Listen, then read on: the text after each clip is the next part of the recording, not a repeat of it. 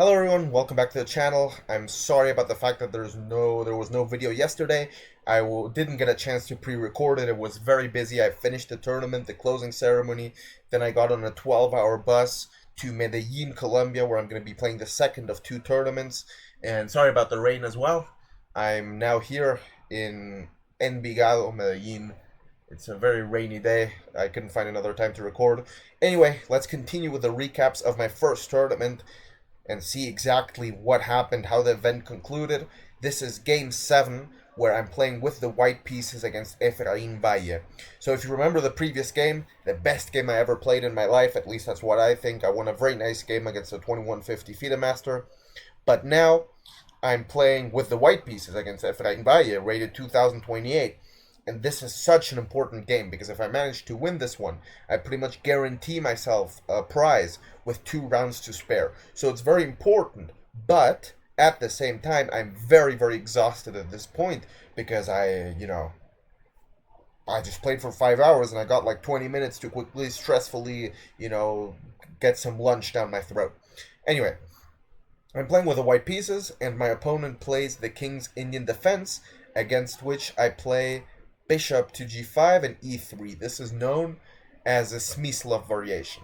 So it's good. It's a solid opening. I very much like it because it fits my style, being very slow and positional and trying to get, a positional advantage against the King's Indian, outplay your opponent, and so on. What's the problem? After a 5-hour game, another 5-hour game is the last thing that I need, since the energy levels, despite how much coffee I might, chug, the energy is still not going to be there. The brain just doesn't work the same when you've been looking at chess for so long.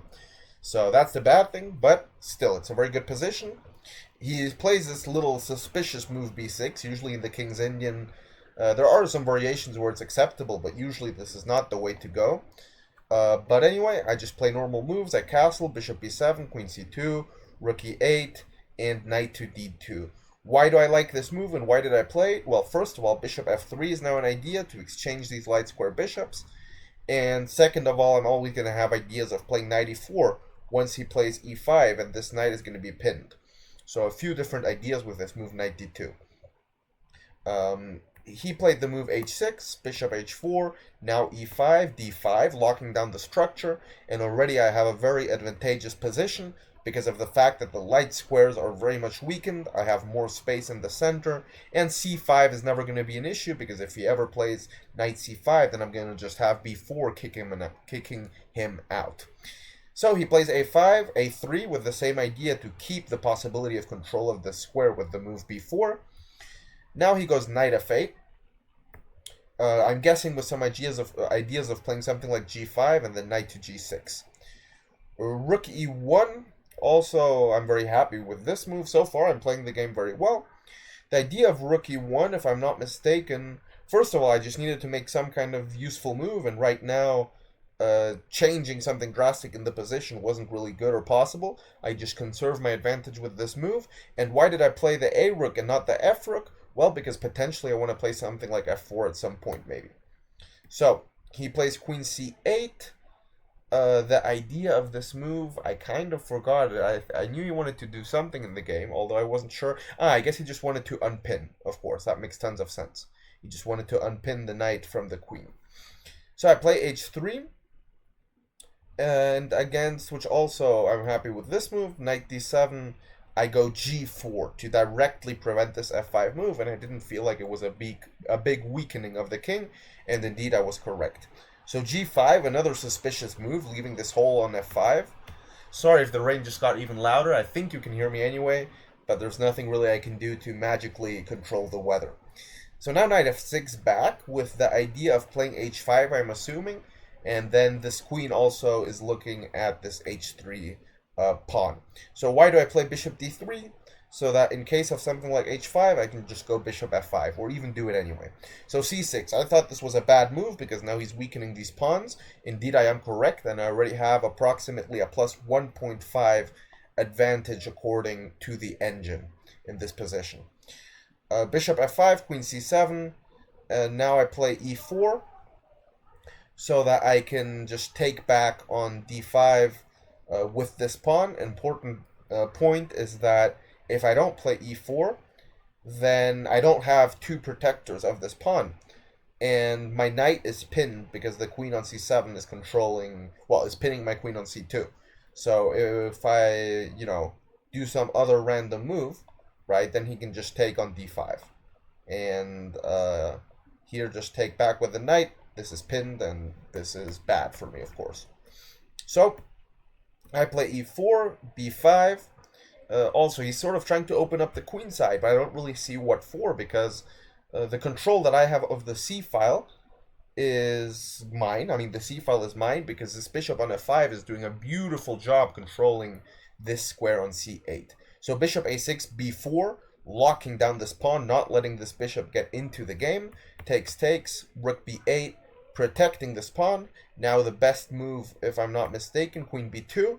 The point is to now be able to use this knight to either take or do something else in the position. I'm threatening to take on b5 because now my rook would be discovered attacking the queen on c7.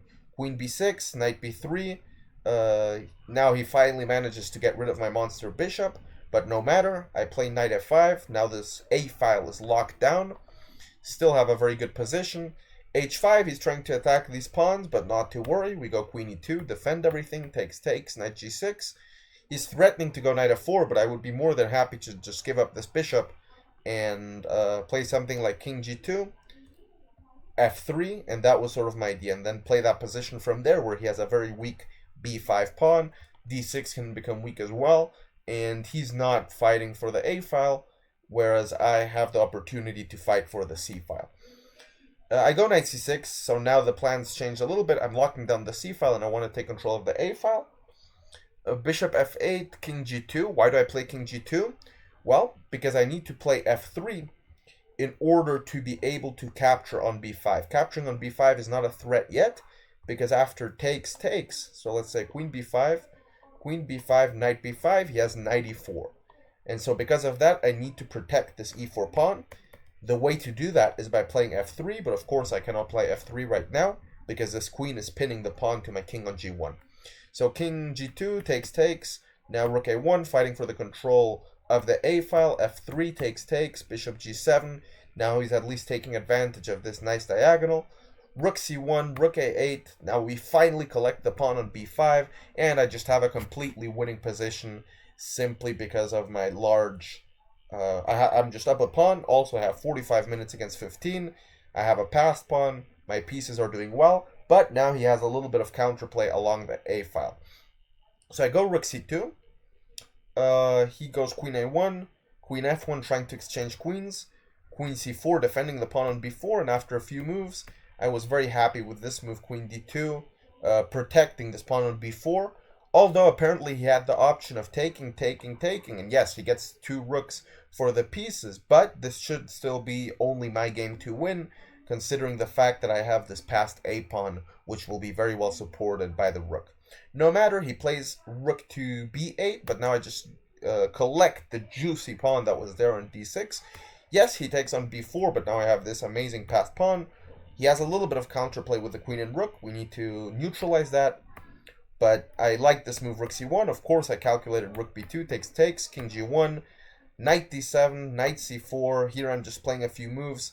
He's getting into time trouble. Rook b7, knight c5, check. And here, at this moment, e5, I'm starting to push my pawns. He has a little bit of counterplay with the knight and the rook, but my position is just completely winning. And so after knight f3, rook b3, once again, the best move. I have to play this move, because or else he would just be threatening rook to f2 check, collecting this pawn, as well as knight takes e5. And so the idea of rook b3 is that now rook f2 is not possible, because after king g1, this knight is attacked and this rook as well. The rook can't protect the knight, and this is just GG's, game over. So he plays... Wait, he plays rook f2 check anyway. Yes, king g1, he takes on f3. Exactly. This was the only way he had to protect this knight. But here, I just have the very, very, very simple tactic. I mean, simple is an understatement. Like, really simple. The correct move here, of course, is knight e4. I'm not letting him take on e5 because I'm attacking g5, threatening a fork. And then I'm just going to push this pawn. Instead, after now at this point 9 hours of pretty much non-stop brain focus, because even while I was, gobbling my lunch, I was trying to prepare a little bit, get an idea of what my opponent plays.